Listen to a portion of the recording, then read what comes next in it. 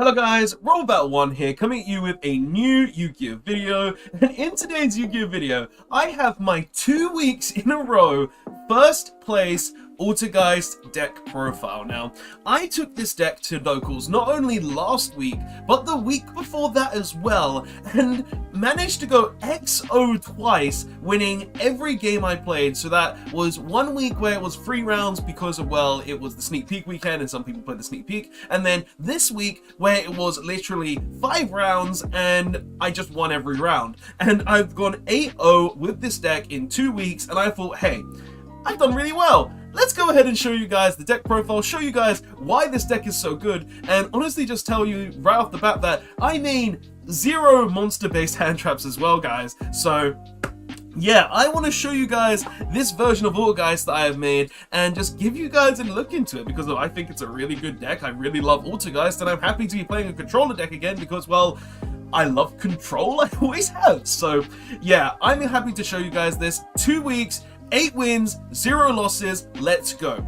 So, starting off, obviously we play the free Multi-Faker, Multi-Faker being one of the most insane cards in the deck, being that when you activate a trap card, you special summon it from the hand, and then you special summon an Altergeist monster from the deck. So, Silkatus, Compulse, all of that good stuff, and allows you to get more monsters for link plays, for free summons, for fodder, for anything you really want, and it's just really, really strong there as well. So, best card in the deck, run 3 of it. Even at 1 it was great, but we played 3 of it still.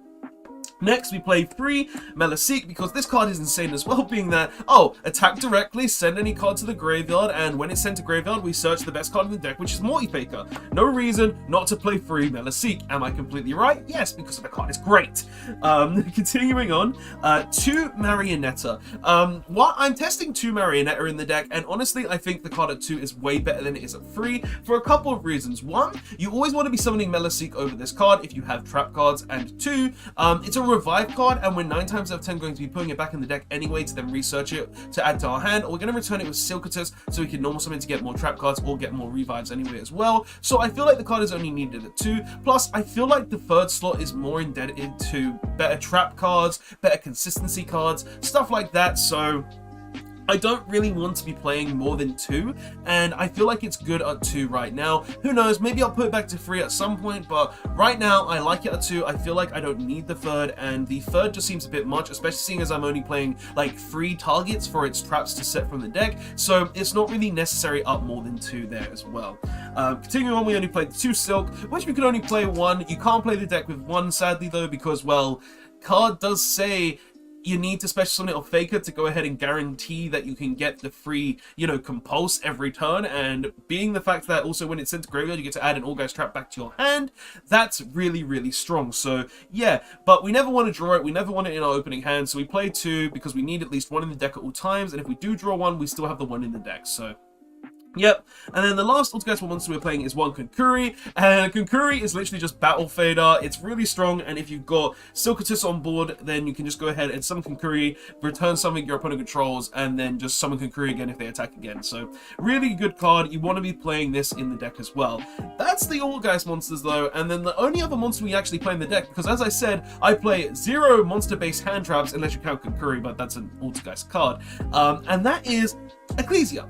I am playing a Dogmatica engine in this deck, and let me tell you, the Dogmatica engine is so good in Altergeist. Like, if you open Ecclesia with Meliseek, oh, that is nuts. Because if you go ahead and get Punishment to have a trap card to go ahead and trigger your Multi-Faker, you send the Meliseek obviously first to go ahead and make the Link Rebo, Meliseek then gets you the Multi-Faker, and then you just go into the Ecclesia plays where you get the Punishment, so you have double pops plus a Multi-Faker that allows you to get a Compulse. Like, it's so good to be playing the Dogmatica engine in this deck, and it's just really, really strong. And honestly, in control decks, I feel like the Dogmatica engine is very strong as well, just for the fact that it's a free trap card, it's a free double pop, it's a free draw, it's a free anything you really want from the extra deck, so it's just like, why not play the Dogmatica engine? So, Ecclesia, just very, very strong.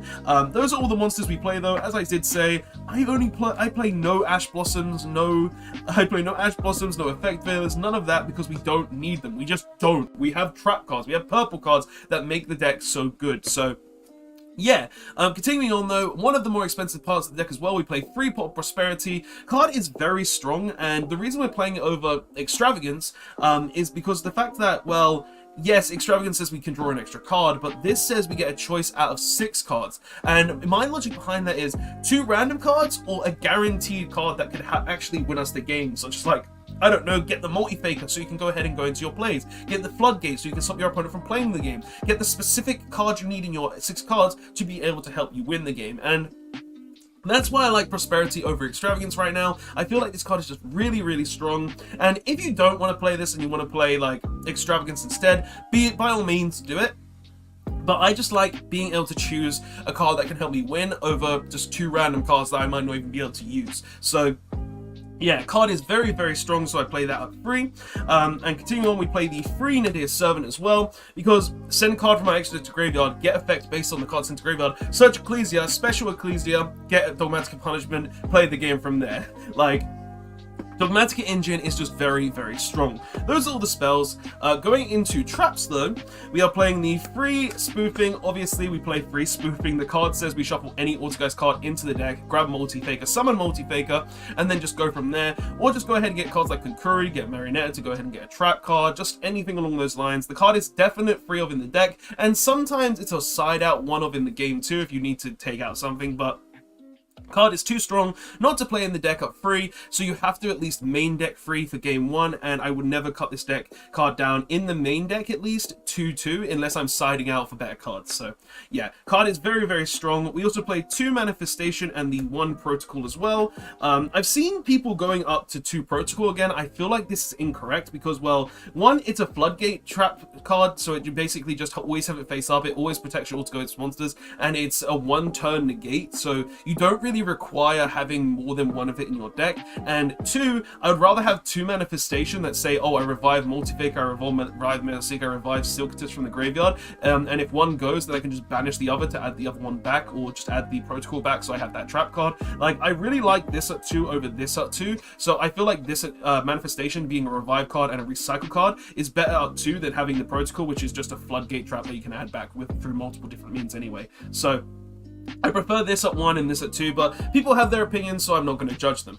Continuing on though into the generic trap area though, we're playing free Torrential Tribute. Card just says board wipe, like you summon a card, I then go ahead and wipe the board. Then because of Multi-Faker triggers after the resolution of a trap, we trigger Multi-Faker, summon it, and now we have a Compulse after wiping your board. GG, am I right guys? Yeah, pretty much this card is insane in Altergeist and you play it free. And then the only hand trap we really play is free Infinite Impermanence. As I said, we don't play any monster based hand traps, but we still play the free Impermanence because opening Imperm plus Faker turn 1 is literally just game most of the time, because we get to negate a monster effect our opponent does, and we get to compulse any important card that they make on their first turn. So we play the free Impermanence. Free Impermanence is definitely a mandatory in this deck, so I would not play the deck without the triple Impermanence. We also play 2 Dogmatica Punishment, because obviously we want at least 1 to have of the Ecclesia. And then 1 if in the late game we do need to go ahead and get Ecclesia again, because the Nadir Servant can add the Ecclesia from the graveyard.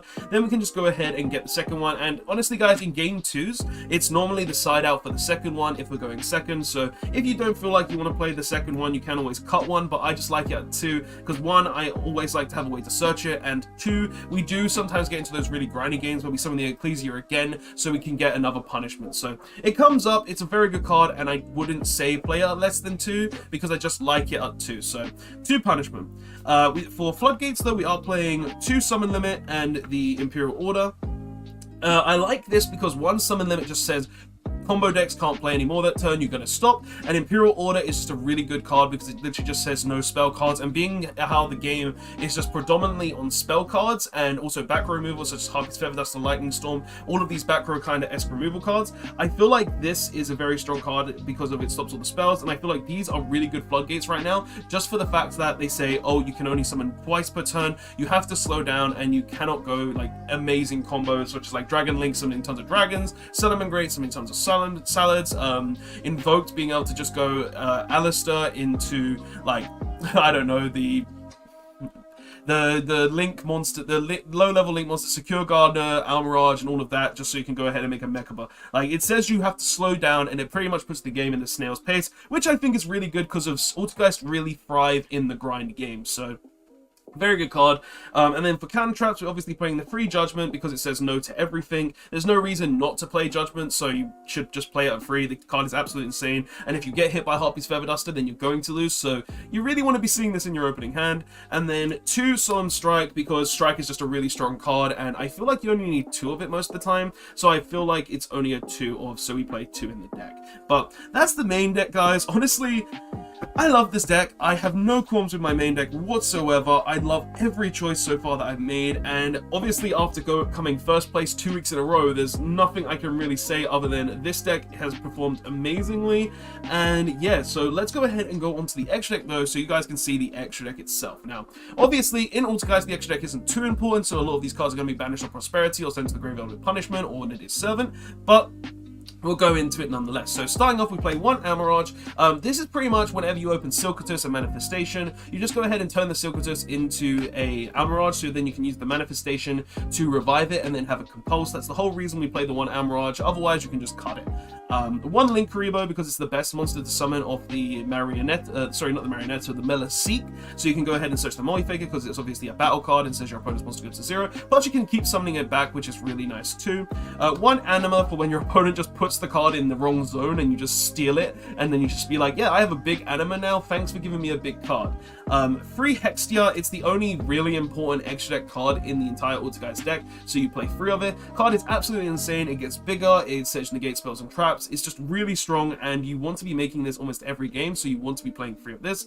1 Fajit, because it's the best thing to send off of Nadir's Servant turn 1, because of it not only allows you to search with Ecclesia, getting more cards there, but it also allows you to essentially just put a brick in your hand back into your deck. So if you've opened a Silcatus, you can put the Silcatus back. If you've opened, I don't know, just a really bad card, say like, I don't know, you've opened what's a bad card you could open? You've opened Konkuri, you could put the Konkuri back. You've opened an extra Altergeist monster that you don't need, you can put an extra Altergeist monster back. Like, it just says you get a new card and you get rid of a bad card. Like, that's why this card is so good, and I would not cut this card in the deck regardless, because the card is just really, really strong. Then we play 1 Liner, because Liner is just pretty decent. She says revive a light monster, and seeing as Marionette is a light, we can just go ahead and abuse that. And we play 1 Area, because same reason, Meliseek's a water, so we can just revive a water. And also if this dies, we get to search Meliseek again, and if this dies, then we just search light monster in our deck that has less than 1500 attack, so never Marionetta, but something in the side deck that can come up at times as well, which is kind of cool. 1 Nightmare Unicorn, because Nightmare Unicorn just says compulse anything, and we're going to go ahead and make it 9 times out of 10 of these 2. 1 Boral Sword, I'm going to be honest, we never make it, but it's there for when we can, so we have it in there. Wind Pegasus for the punishment and the Nadir's Servant, so we send this, and if a card we control is destroyed, we can banish it. Let's go ahead and shuffle a card our opponent controls into the deck, which is actually pretty good. 1 Omega. Omega is just a really good card, and it basically makes the Dogmatica engine infinite, because we can just keep recycling our Nadir's Servant, we can keep recycling itself, we can keep recycling Ecclesia. It basically just says we can infinitely recycle our resources, which is just really, really nice. And then 2 Unts, because it makes punishment double pop, it makes Nadir's Servant search and pop. The card is just very, very strong, and you want to be playing it in the deck. But that's the extra deck. Obviously, as I said, the extra deck isn't too important outside like Hextia, Link Karibo, stuff like that. And yeah, but the rest of it is just Dogmatica of targets, so makes a lot of sense for a lot of it. But onto the side deck though, because the side deck it's built to my locals mainly, and also to how I want to play the game and play against the meta. But you guys can always change this yourself and choose different choices in your side deck, so just take this as my idea for what I want to do and how I want to play beat the meta. Like, I thought this would be good against back row decks and also stuff like Drytron and stuff like that, so that was a lot of the choices why I went with this specific side deck. So let's go ahead and get into it. So starting off, we play 2D Crow. This is mainly for stuff like Drytron, graveyard based decks, anything really, really good with the graveyard. I feel like this is a really strong card in, so we play the 2D Crow because of that. Like, honestly, if your grave deck interacts with the graveyard anyway, I put this in the main, and it's pretty much the only hand trap that we actually play because of that. So Yeah, we played DD Crow, and then we also play the 2 Nibiru after seeing it's the only hand trap I play. But like legit, we play these 4 hand traps because I want something to prevent combo decks even further if we do end up going second. So I want to play the 2 Nibiru, but I also want something to interact with Graveyard. So I wanted the 2 DD Crow. So I chose to play 2/2 of it. And honestly, thinking about it, like if we go up against Drytrons, all 4 of these come in. But if we go up against something that isn't just a Graveyard related deck, or we just go up against something that is a Graveyard related deck, then we just go ahead and put the Nibirus in, or we just put the Crows in. Like, it's just, I felt like we wanted combo stoppers and also something that would stop, like, Graveyard stopper. So I just wanted things like that in the side deck, and I like these 2/2, so we do that. Next we go on to, like, well, back row removal stuff. We go on to 2 Lightning Storm, 1 Duster, because I really wanted to play some decent back row removal in the deck, and I felt like playing the 2 Lightning Storms and the Duster was playing something better than playing like the heavy Storm Dusters, because they may be traps and they may be able to trigger multi-faker, but because these cards are just infinitely stronger, because they say remove all back row, remove all attack position monsters, these cards are just infinitely better, so I wanted to play these over like heavy Storm Dusters, and I do not regret it. The cards are very strong,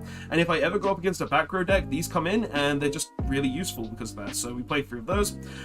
3 Mystic Mind combo decks, Melaseek, go for game with spoofing. Like, it, if we do go up against a combo deck, we just put this in, we have infinite Melaseek attacking every turn. Our opponent can't do anything about it, so we just win the game. So yeah, very strong card. 2 Anti-Spell Fragrance. This normally goes in if we're up against a very strong spell-heavy deck, so we can just go ahead and put this in with the Anti-Spell Fragrance, and also just cut the summon limit 9 times out of 10 if they're not like a combo deck. So card is very strong, makes us have 3 Imperial Order essentially, because we just keep sending cards we never see.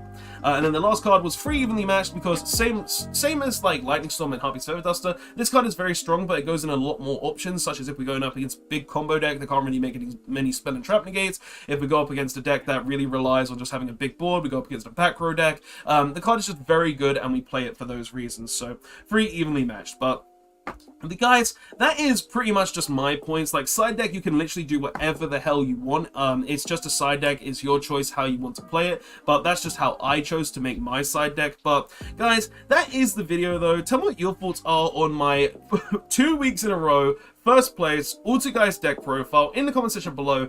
I really do enjoy this deck. I really do like this deck. Altergeist has always been one of those decks that I've really just been able to get into and enjoy a lot every time I play it. Like, if I play it too much, it does sometimes get stale because, well, I play it online, and online can be kind of boring at times, but if I play this in real life, I always have a lot of fun. But guys, that's all I have to say. Hopefully you did enjoy. Hopefully you do like my Altergeist deck profile. Honestly, 2 weeks in a row, first place every time. Like, there's really no reason why you shouldn't take a look at this and maybe consider some things on your own. And hell, maybe you don't want to play hand traps. Like, I chose not to play hand traps. I never needed a hand trap. Like, I just went ahead and set cards and made the faker play and just prevented my opponent from playing the game even if they made a big board. So yeah, pretty good deck nonetheless. But guys, that's all I have to say for this video. Thank you so much for watching. I hope you did enjoy. Like, as I said, Altergeist, one of my favorite decks, and I really do enjoy playing it, so I hope you guys will enjoy the list, take some ideas from it for your own lists, and that's all I have to say, guys. So thanks so much for watching. Don't forget to like, comment, subscribe, check out other deck profiles on the channel, and I'll see you guys in the next one.